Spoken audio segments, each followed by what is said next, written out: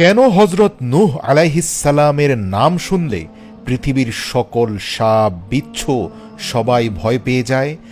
আজও উম্মতে মুহাম্মদী তথা রাসূল সাল্লাল্লাহু আলাইহি সাল্লামের উম্মতেরাও রাস্তা ঘাটে যেখানেই সাপ বিচ্ছু দেখবে, হযরত নূহ আলাইহিস সালামের প্রতি এক বিশেষ দোয়া পড়া মাত্রই সাপ বিচ্ছুর সাথে সাথে সরে যাবে রাস্তা থেকে। এটা পরীক্ষিত একটা আমল। প্রিয় দর্শক, এর পেছনে ইতিহাস আছে। কেন হযরত নূহ আলাইহিস সালামের নাম শুনলেই সাপ বিচ্ছুরা ভয় পেয়ে যায়?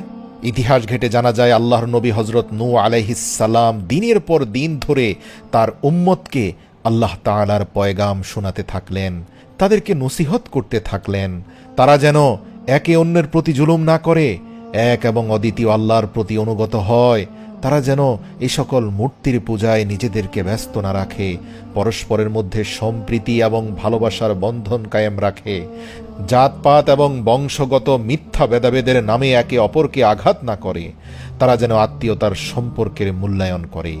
কিন্তু হযরত নূহ আলাইহিস সালামের কওম সর্বদাই তার সাথে ঠাট্টা বিদ্রূপ করতে লাগলো।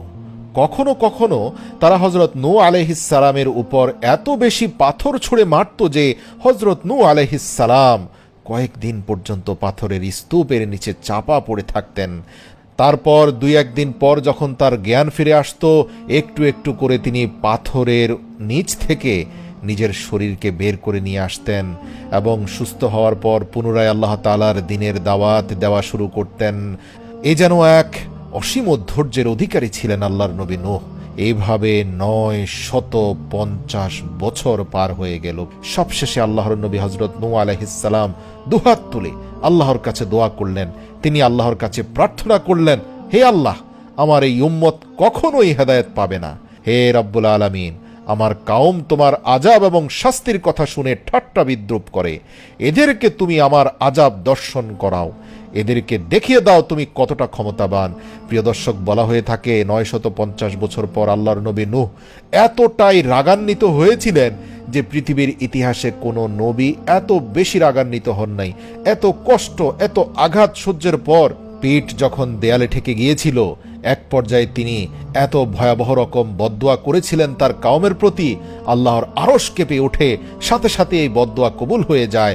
অতএব হযরত নূহ আলাইহিস সালামের প্রতি আল্লাহর পক্ষ থেকে নির্দেশ হলো, হে নূহ, তুমি একটি নৌকা তৈরি করো এবং সেই নৌকার মধ্যে দুনিয়ার সমস্ত জীবজন্তু পশু পাখি হতে এক এক জোড়া এবং যে সকল মানুষেরা তোমার প্রতি ঈমান এনেছে তাদেরকে উঠিয়ে নাও। ইতিহাস থেকে জানা যায়, নৌকা তৈরির শুরু থেকে হযরত নূহ আলাইহিস সালাম ছিলেন পরিপূর্ণরূপে, যেটাকে ইংরেজি ভাষায় বলতে পারি অ্যাংরি মুডে। তার মানে হচ্ছে রাগান্বিত স্বভাবে। আল্লাহর নবী নূহর চেহারা থেকে সেই 950 বছরের ধৈর্য সহ্য সব হারিয়ে গিয়েছিল। তিনি প্রচণ্ড রকম রাগান্বিত ছিলেন। যদিও তার কওমের লোকেরা এই নৌকা নিয়ে ঠাট্টা বিদ্রূপ করত, এদের অনেকে আবার ঠাট্টা ছলে নৌকার কাছে এসে নৌকায় উঠতে চাইত।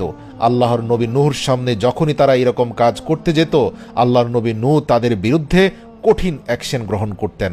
এদের অনেকে গোপনে নূহ নবীর নৌকার উপরে মল ত্যাগ করেছিল, তাদেরও পরিণতি ভয়াবহ হয়েছিল। আল্লাহ পাক তাদেরকে আবার এই ময়লার খাগাড়ে নিক্ষেপ করলেন। এভাবে 100 বছর পর সেই নৌকা প্রস্তুত হয়ে গেল। নৌকা তৈরি হয়ে গেলে হযরত নূহ আলাইহিস সালাম দুনিয়ার সমস্ত জীব জন্তু পশু পাখি হতে এক জোড়া করে সেই নৌকার মধ্যে তুলছিলেন। এমন সময় সাপ এবং বিচ্ছু হযরত নূহ আলাইহিস সালামের কাছে আসলো। হযরত নূহ আলাইহিস সালাম যেহেতু তখন খুব রাগান্বিত ছিলেন, তখন তাদেরকে বললেন, দূর হয়ে যাও, তোমরা মানুষকে কষ্ট দিয়ে থাকো, তোমাদের জন্য আমার নৌকায় কোনো স্থান নেই। তারা করুণ স্বরে বলল, হে আল্লাহর নবী, আমাদেরকেও আপনার এই সকল প্রাণীদের মধ্যে শামিল করে নিন।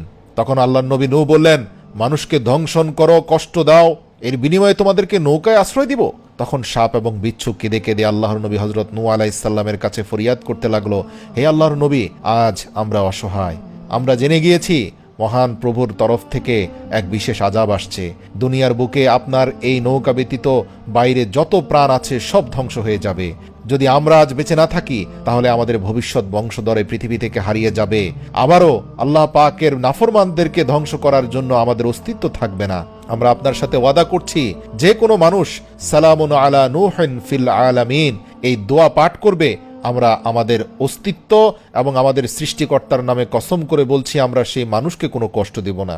এই ওয়াদার পর আল্লাহর নবী নূহ আলাইহিস সালাম সাপ এবং বিচ্ছুর এক জোড়াকেও নৌকায় তুলে নিলেন। সেই বিশাল নৌকার মধ্যে যে সকল মানুষ সাওয়ার হয়েছিল, যত জীবজন্তু পশু পাখি সাওয়ার হয়েছিল, তারা ব্যতীত জমিনের বাকি সমস্ত প্রাণী আল্লাহর সেই আজাব মহাপ্লাবনে ধ্বংস হয়ে গেল। তুফান থেমে যাওয়ার পর আল্লাহর নবী নূহ আলাইহিস সালাম জমিনে অবতরণ করলেন এবং পুনরায় এই জমিনকে আবাদ করলেন। সমস্ত সৃষ্টিকুল পৃথিবীতে জীবনযাপন করতে শুরু করলো, কিন্তু সেই ওয়াদাটিকে কোনো মানুষ বা জানোয়াররা আজ পর্যন্ত ভুলে যায়নি। এবং আল্লাহ তাআলার কোরআনুল কারিমে সূরা সাফফাত এর ৭৯ নম্বর আয়াতে এই দোয়াটিকে সংরক্ষণ করে রাখলেন আল্লাহ তাআলা। সেখানে বলা হয়েছে সালামুন আলা নূহিন ফিল আলামিন।